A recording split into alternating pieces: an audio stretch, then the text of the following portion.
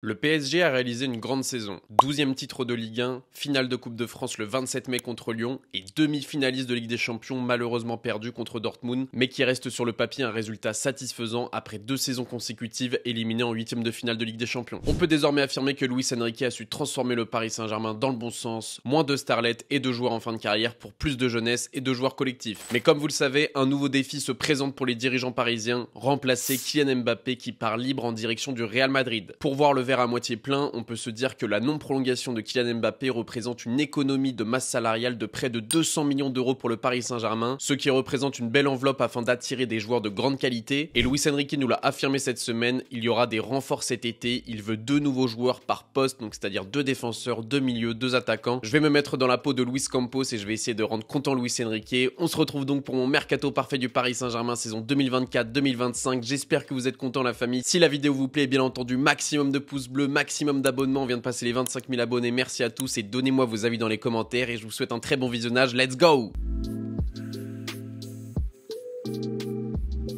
Si cette vidéo sort aussitôt, c'est-à-dire au milieu du mois de mai, c'est tout simplement parce que dans un mois, il y a l'Euro. Et si vous voulez parier sur l'Euro, la famille, ça se passe chez TheBet. TheBet, c'est un des partenaires de la chaîne et c'est tout simplement le meilleur site de paris sportifs. Depuis un an, ils ont refait leur site, ils ont refait leur application et c'est tout simplement incroyable. Alors forcément, si vous voulez vous inscrire sur TheBet, j'ai une offre pour vous. Avec le lien qui est en description et mon code BR10, votre premier pari est doublé en freebet, peu importe le résultat, jusqu'à 100 euros. C'est-à-dire que sur l'application, vous validez votre pièce d'identité à l'inscription pour bien prouver que vous êtes majeur. Et après, votre premier pari, peu importe le résultat est doublé, c'est-à-dire que par exemple vous pariez 15 euros sur la victoire de l'équipe de France, malheureusement les hommes de Deschamps par exemple font match nul, dans tous les cas vous recevrez vos 15 euros de free bet, qu'ils soient gagnants ou perdants, et ça permet de pouvoir rejouer ensuite, donc c'est franchement très intéressant. N'oubliez pas que c'est que pour les personnes majeures et responsables et que ça se passe avec le lien en description avec mon code BR10. Merci beaucoup à TheBet, c'est la famille, ils m'accompagnent sur toute la saison, et n'oubliez pas les amis que les paris sportifs c'est pas fait pour être riche, c'est juste un amusement, donc faites ça avec modération. Personnellement je parie jamais au-dessus de 15 euros, donc faites la même chose la famille, et je vous souhaite un très bon visionnage. On est parti! Forcément les amis, on va commencer par les gardiens de but. Alors en termes de départ, on va devoir se séparer malheureusement de Keylor Navas qui a joué son dernier match au Parc des Princes. Ah non, il n'a pas joué son dernier match. Luis Enrique a décidé de ne pas le faire rentrer malheureusement. J'ai pas compris ce choix, ça aurait été une belle ovation pour son dernier match au Parc. Luis Enrique en a décidé autrement, c'est un petit peu triste. Donc Navas part, Sergio Rico aussi qui se remet d'un grave accident comme vous le savez depuis un an.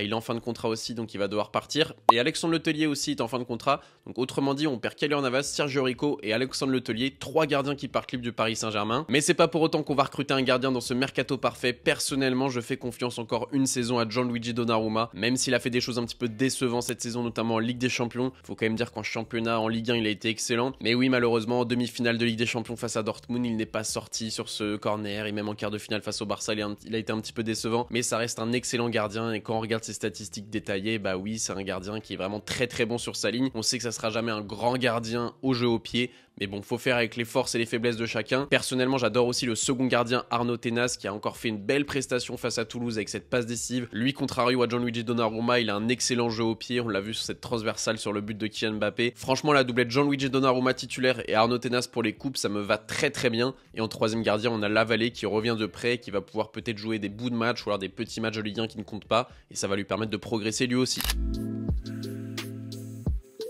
Allez, on passe à la défense et on va commencer par les départs libres. Et oui, Layvin Kurzawa part enfin du Paris Saint-Germain après 9 saisons dans le club de la capitale. Il va enfin pouvoir libérer son salaire de 500 000 euros brut par mois. Autrement dit, il devait toucher 300 000 euros net à peu près. Tout ça pour faire des centres à l'entraînement sur Gonzalo Ramos ou Randal Kolo Muani. Franchement, il avait la belle vie, Layvin Kurzawa. Il avait tous les week-ends où il pouvait jouer à Warzone. Il faisait même des lives sur Twitch, sur TikTok. Et à côté, il prenait son salaire gigantesque au Paris Saint-Germain dans son club de cœur. Très belle vie pour Layvin Kurzawa, mais je suis quand même content qu'il parte. Ça va pouvoir libérer un petit peu de masse salariale et vous allez voir qu'on en a besoin pour recruter des joueurs. On va également vendre Nordi Mukile pour 12 millions d'euros qui est un joueur que j'apprécie beaucoup, mais comme vous le savez, l'hiver dernier il a failli signer au Bayern Munich et depuis ce moment-là, Luis Enrique l'a fait très très peu jouer alors qu'en première partie de saison il était excellent. Je fais donc le choix de le vendre pour 12 millions d'euros, ça reste une petite somme mais c'est quand même pas mal pour un joueur qui ne joue quasiment plus. Je prends aussi l'option de vendre Danilo pour 10 millions d'euros et je vous cache pas que ça me fait très mal au cœur parce que c'est un joueur que j'apprécie beaucoup mais qui malheureusement cette saison n'a pas répondu aux attentes de Luis Enrique. Dès le début début, on a compris que Luis Enrique et Danilo, ça va être compliqué. Il le faisait pas beaucoup jouer en match amicaux. Il a commencé beaucoup sur le banc en Ligue 1. Et après, on a vu que ses prestations, en manque de confiance, ça faisait pas du tout l'affaire. Il a participé à 25 matchs de Ligue 1 tout de même, c'est quand même pas mal. Mais on sent qu'avec Luis Enrique, il n'y a pas vraiment de match entre les deux. Et quand ton entraîneur te fait pas confiance, tes prestations ne suivent pas. Et en plus, il ne lui reste que 1 an de contrat. Donc c'est le moment de le vendre. Il arrive sur ses 33 ans. Je fais donc le choix malheureusement de vendre Danilo, qui est un joueur que tout le monde adore dans le club, que ce soit les intendants, les kinés, les supporters.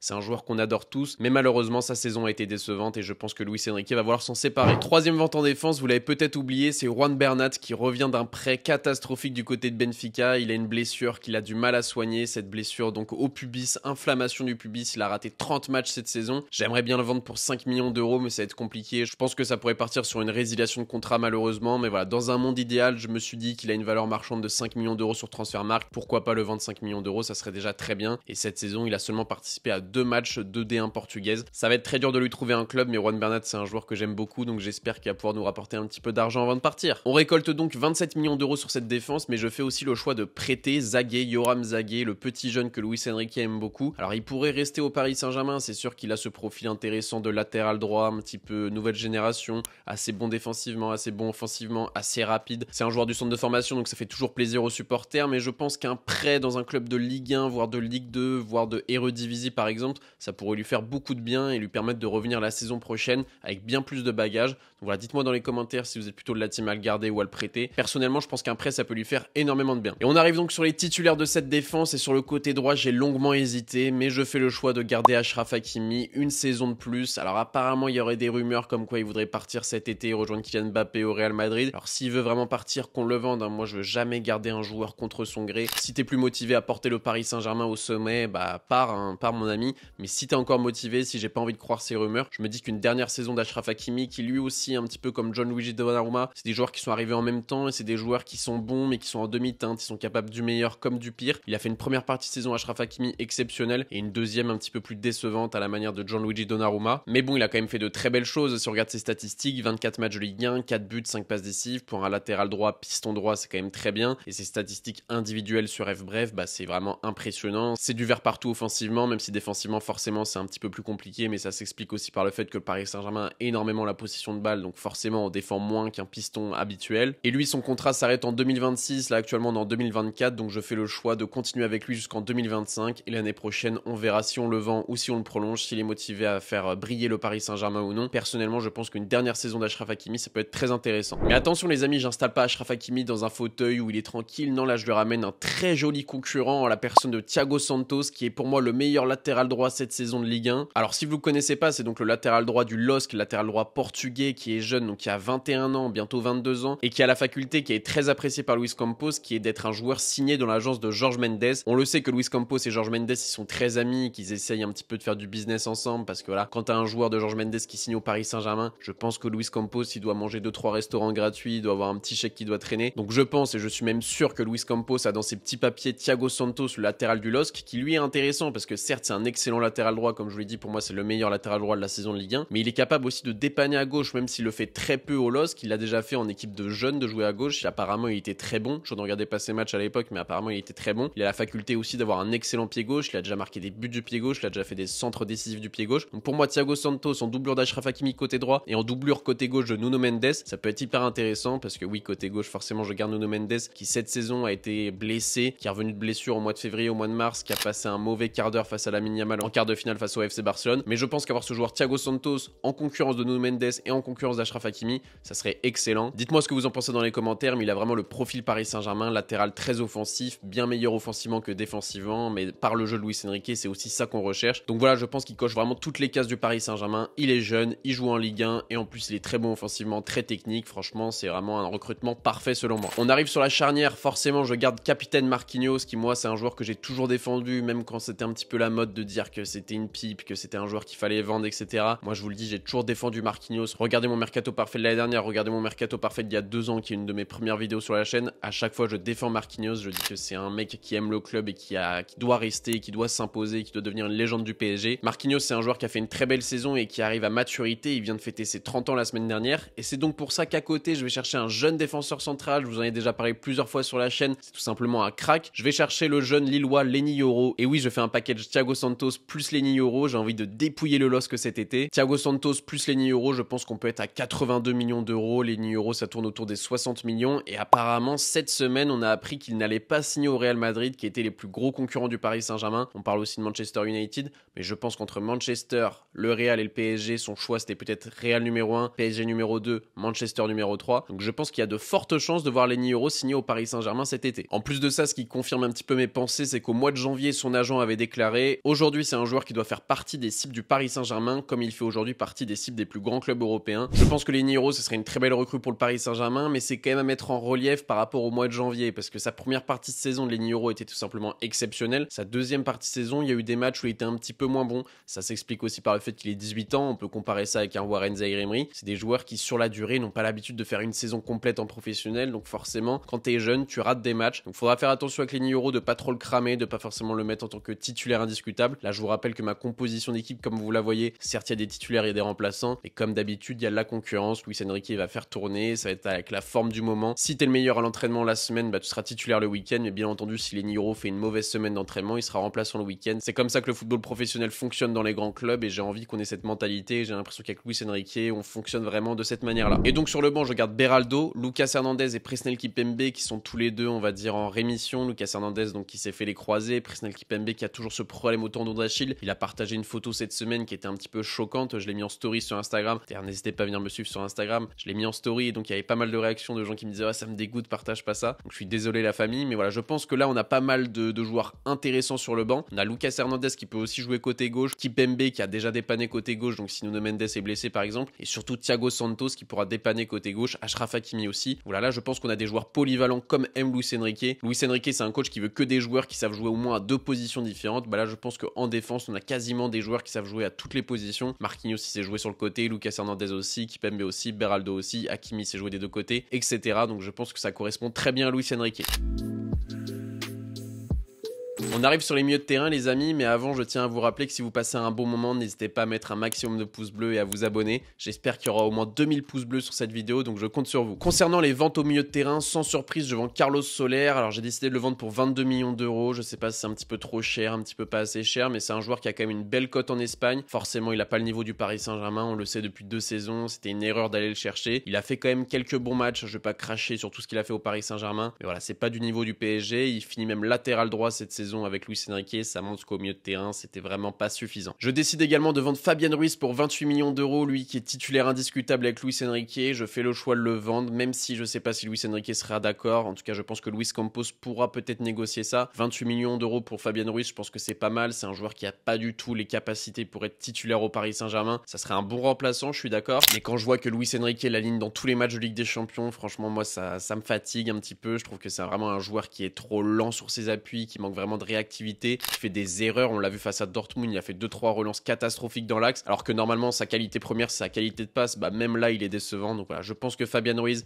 il a pas le niveau pour le Paris Saint-Germain. Je suis désolé pour ceux qui le défendent. Personnellement je suis vraiment pas fan de ce joueur et j'espère donc de tout cœur que Luis Campos arrivera à le vendre cet été. Je vends également Noah Lemina pour 1 million d'euros puisqu'il est en prêt avec une option d'achat 1 million d'euros à Wolverhampton. Il est avec son frère donc Mario Lemina. J'espère pour lui que ça se passe bien là-bas et qu'il va pouvoir lancer sa carrière en première ligue avec son frère alors qu'ils ont perdu leur père il y a 6 mois. C'est quand même beau de les voir ensemble. Je pense qu'ils avaient besoin de ce cadre familial, de rester ensemble. Après la perte d'un membre aussi important de la famille, c'est forcément primordial de rester avec ses proches. Donc franchement, je lui souhaite tout le bonheur du monde. Et je vends également Renato Sanchez pour 5 millions d'euros qui est en échec du côté de l'AS Rome, qui avait un prêt avec une option d'achat. Bah, l'AS Rome ne va pas lever cette option d'achat. Un petit peu à la manière de Juan Bernat à Lisbonne. Ça va être compliqué de le vendre. J'ai mis 5 millions d'euros. Ça peut être 2, ça peut être 3, ça peut être 7. Je sais pas quel club va vouloir relancer Renato Sanchez, mais s'il y en a un, il faudra vraiment se jeter dessus et ne pas faire les compliqués niveau prix. On a donc récolté 56 millions d'euros de vente avec ce milieu de terrain, plus les 27 millions d'euros de la défense, ça nous fait 83 millions d'euros, c'est déjà pas mal. Mais en plus de ça, on va également lancer des joueurs en prêt, donc je commence par Ethan Mbappé, que personnellement je prolonge, même si certains vont dire ouais, c'est le frère de Kylian, etc.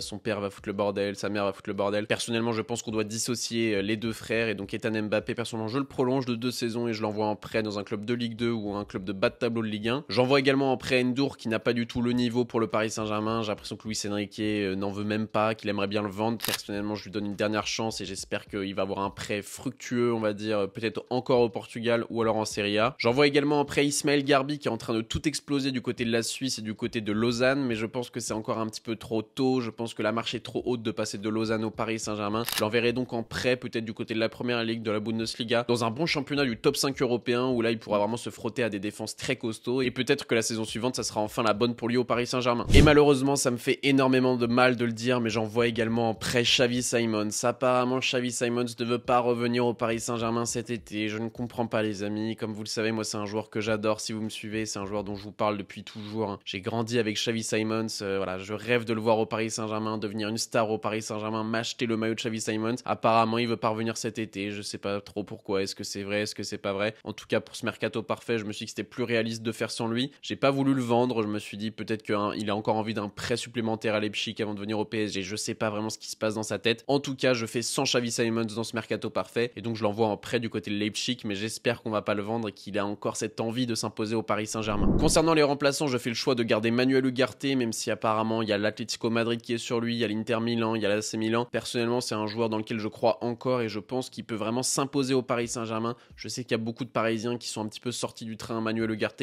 Moi j'y crois encore fort, il a vraiment un profil atypique et franchement les peu de fois où il a joué, même s'il n'a pas toujours été performant, il a montré de belles choses. Encore le week-end dernier face à Toulouse, c'était un des seuls Parisiens qui a montré des choses positives. Voilà, moi je veux garder Manuel Ugarte au Paris Saint-Germain, j'espère vraiment qu'on va lui accorder une seconde saison. Il peut vraiment avoir la même trajectoire de carrière que Vitinha. Vitinha quand il est arrivé au PSG, il a fait 6 premiers mois très bons, puis après il s'est un petit peu écroulé et maintenant sa deuxième saison c'est tout simplement exceptionnel. J'espère que Manuel Ugarte ça va être pareil, quand il est arrivé au PSG il a été exceptionnel, puis après il s'est écroulé. Donc j'espère que sa deuxième saison sera incroyable. Je garde également Kang In Lee sur le banc, un joueur qui me déçoit un petit peu, mais je pense qu'on va pas le vendre ni le prêter, et puis il amène quand même quelque chose d'intéressant en super sub. Je garde également Moscardo qu'on a acheté il y a 6 mois mais qui n'a pas encore joué au Paris Saint-Germain, qui se remet d'une blessure également. Je pense que ça peut être intéressant de le garder sur le banc, tout comme Ayman Kari qui était en prêt du côté de Lorient, qui est tout simplement très très bon et que j'espère revoir du côté du Paris Saint-Germain. J'espère que Lorient ne va pas l'acheter et peut-être descendre en Ligue 2 avec Ayman Kari. Je croise les doigts pour voir Ayman Kari du côté du Paris Saint-Germain parce qu'il a fait une très belle saison, ce milieu de terrain très polyvalent et je pense qu'il mérite de revenir au PSG. Et bien sûr je garde Seny Mayulu qui est un des chouchous de Luis Enrique, le jeune joueur formé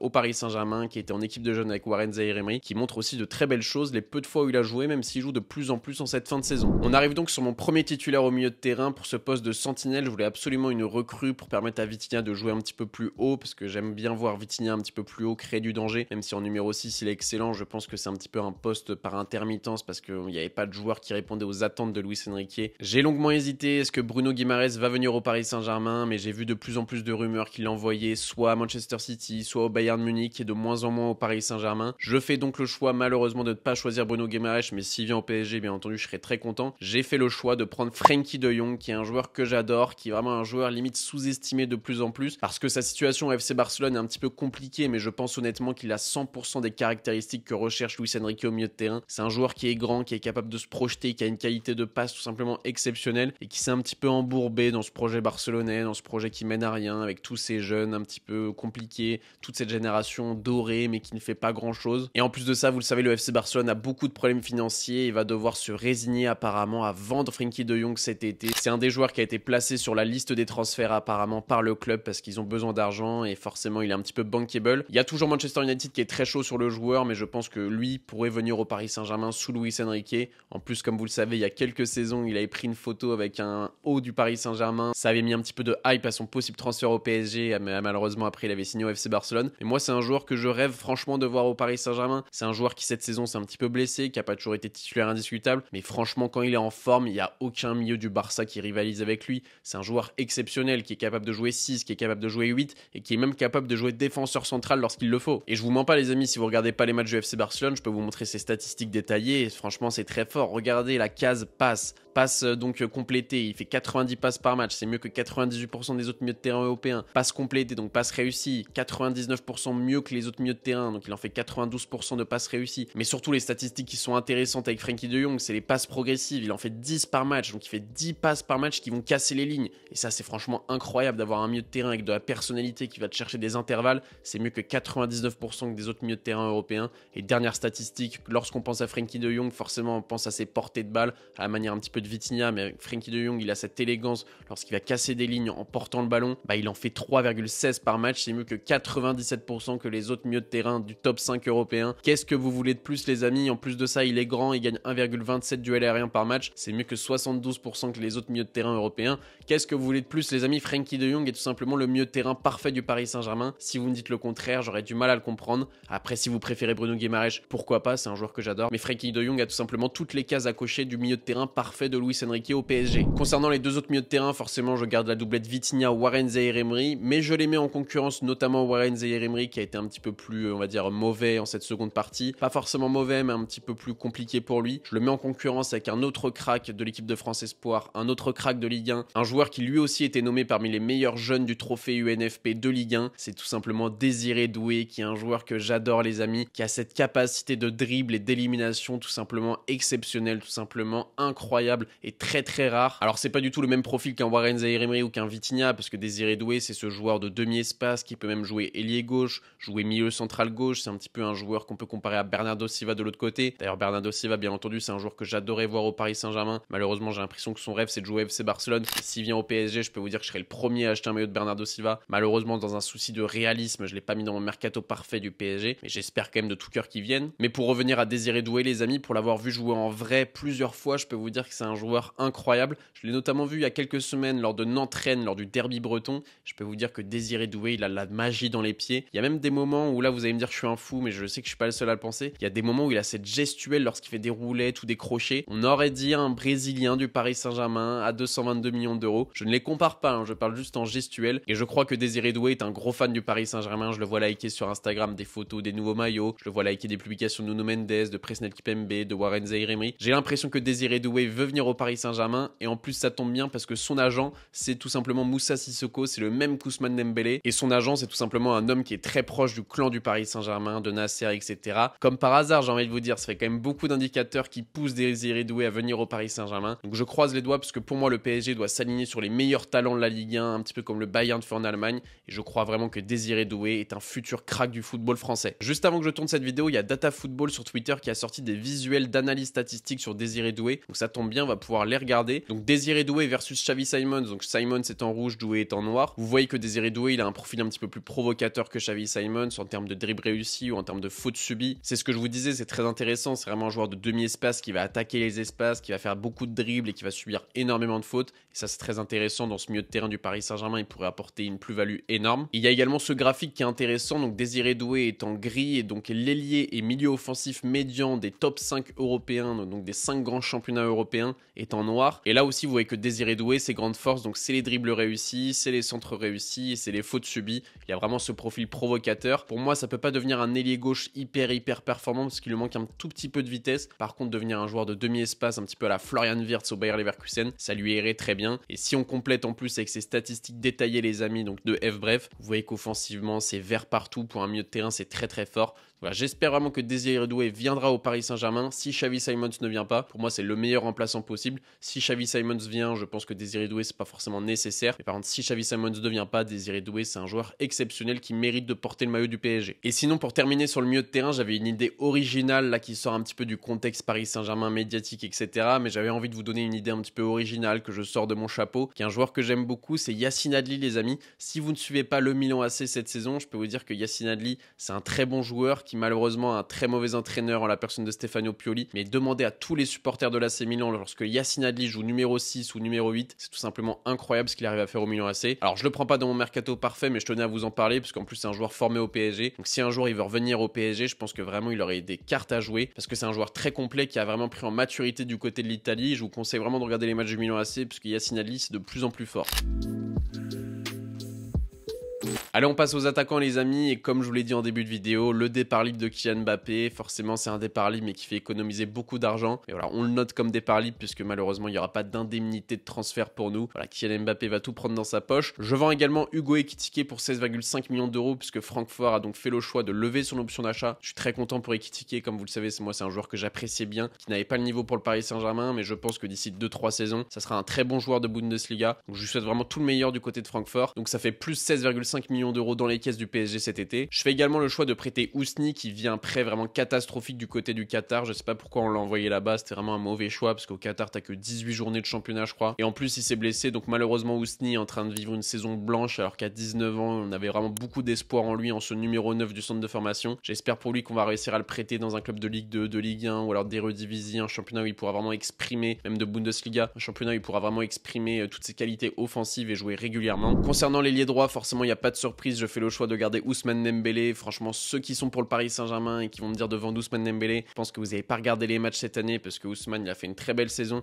Certes, il y a eu du déchet, avec du déchet notamment à la finition et même dans les dribbles, mais quand même il a amené tellement de danger. Là, je vous montre donc une statistique de DataFoot. Joueurs éliminés, Ousmane Dembélé 63, ratio par 90 minutes, 5,49 joueurs éliminés par match en Ligue des Champions, les amis. Je vous parle pas de Ligue 1, là, je vous parle de Ligue des Champions. Le premier, c'est Ousmane Dembélé, le deuxième, c'est Kylian Mbappé, le troisième, c'est Jérémy Doku, et le quatrième, les amis, c'est Kvaratskhelia. Kvaratskhelia, c'est un joueur que vous voulez beaucoup voir dans mon mercato parfait. Je sais, il y a des rumeurs en ce moment, Kvaratskhelia au PSG. Apparemment, ça serait une offre de 80 millions d'euros, en plus peut-être avec un prêt de Randal Kolo Muani. Personnellement, j'aimerais beaucoup voir Kvaratskhelia, mais j'ai un joueur que j'aimerais encore plus voir du côté du PSG. Mais si Kvara y vient, forcément, je serais très content. Mais là, je vais pas vous mentir, c'est mon mercato parfait du Paris Saint-Germain. Et donc, dans un monde parfait, j'aimerais beaucoup que Rodrigo vienne au Paris Saint-Germain. Je vous en ai déjà parlé, je crois, au mois de janvier sur la chaîne. Avec l'arrivée de Kylian Mbappé au Real Madrid, je me dis qu'il y a un embouteillage devant au Real Madrid, parce que t'as Hendrick, t'as Vinicius, t'as Bellingham en milieu de terrain offensif, et donc t'as Rodrigo, plus Mbappé, plus Joselu sur le banc. Ça fait énormément de monde du côté du Real, et donc j'ai espoir, même si les relations entre le Real et le Paris Saint-Germain sont pas les meilleures, que Rodrigo vienne au PSG pour une somme, on va dire, de 90 millions d'euros. Si c'est Kvaratskhelia, c'est très bien. Alors on va dire que ça va un petit peu entacher la progression de Barcola, parce que Barcola il était installé sur le côté gauche, il progressait, etc. Et je pense qu'avec le départ de Kylian Mbappé, on se doit d'acheter un ailier gauche virevoltant pour servir Gonzalo Ramos dans l'axe, parce que oui, je fais le choix de garder Gonzalo Ramos dans l'axe. Dites-moi ce que vous en pensez, les amis. Est-ce que vous êtes plutôt team Rodrigo, Kvaratskhelia, ou même recruter personne côté gauche et garder Barcola? Personnellement, je pense que Rodrigo serait le joueur parfait pour le Paris Saint-Germain. C'est un joueur en plus qui est capable de jouer à gauche, à droite, en faux neuf, qui a cette capacité d'élimination vraiment exceptionnelle. Et personnellement, je préfère même Rodrigo que Vinicius,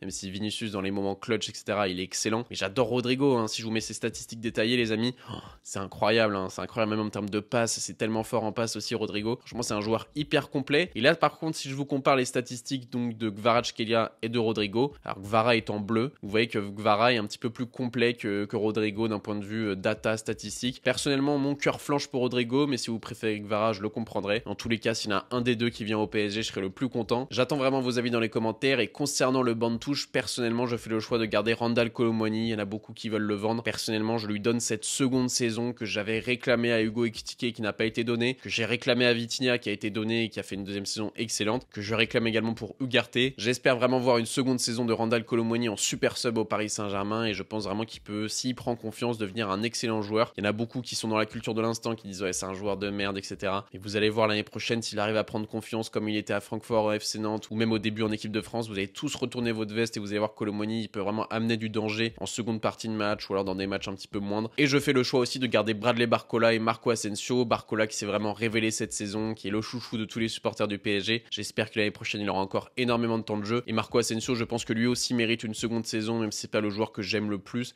C'est un joueur qui a fait des bonnes choses, qui a fait des mauvaises choses. Je pense qu'en Ligue des Champions, il va jamais vraiment nous apporter un truc de ouf, à part peut-être une frappe de loin en seconde partie de match, etc. Mais pour la Ligue 1, pour faire tourner, je pense que Marco Asensio, c'est quand même très bien. En plus, il s'entend bien avec Luis Enrique, il est espagnol, on sait qu'Enrique, il adore les Espagnols. Donc voilà la famille, ça donne vraiment une très belle équipe. Dites-moi ce que vous en pensez dans les commentaires. Je me suis vraiment régalé à faire cette vidéo, je me suis creusé la tête, etc. Donc j'espère que vous avez kiffé. Franchement, je me suis bien donné sur ce mercato parfait. J'espère que ça va vraiment vous plaire à tous les supporters du PSG et même à ceux qui ne le sont pas. J'ai vu qu'il y avait d'autres youtubeurs qui avaient fait des mercatos parfaits du PSG, des mercatos idéaux, etc. Et je les ai trouvés vraiment pas bons. Donc voilà, je vais pas citer de nom, mais j'espère que vous, au moins, vous avez kiffé cette vidéo. Je pense que vraiment c'est un mercato parfait très solide. Dites-moi ce que vous en pensez dans les commentaires. Encore merci à TheBet d'avoir sponsorisé cette vidéo. Bien entendu, si vous voulez vous inscrire sur TheBet, je vous le répète, c'est avec le code BR10, c'est le lien dans la description pour parier sur l'Euro, pour parier sur les matchs du PSG, pour parier sur tous les matchs du foot et même des autres sports. C'est très intéressant, seulement pour les personnes majeures, je vous le rappelle. J'espère que vous avez kiffé la vidéo. Maximum de pouces bleus, maximum de commentaires, maximum d'abonnements. C'était BR10. Bonne matinée, bonne journée, bonne soirée, bonne nuit. Je vous kiffe. Peace!